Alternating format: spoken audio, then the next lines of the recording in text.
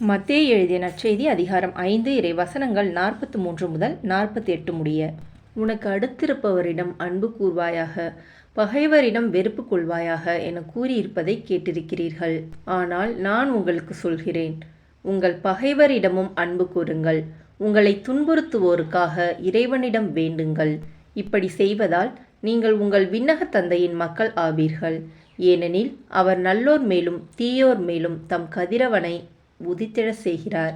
நேர்மையுள்ளோர் மேலும் நேர்மையற்றோர் மேலும் மழை பெய்ய செய்கிறார்.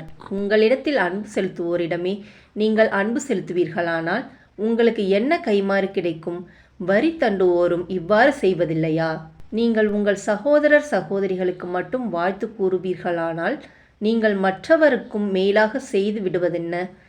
பிற இனத்தவரும் இவ்வாறு செய்வதில்லையா? ஆதலால் உங்கள் விண்ணக தந்தை நிறைவுள்ளவராய் இருப்பது போல நீங்களும் நிறைவுள்ளவராய் இருங்கள். இது கிறிஸ்துவின் நற்செய்தி. கிறிஸ்துவே உமக்கு புகழ்.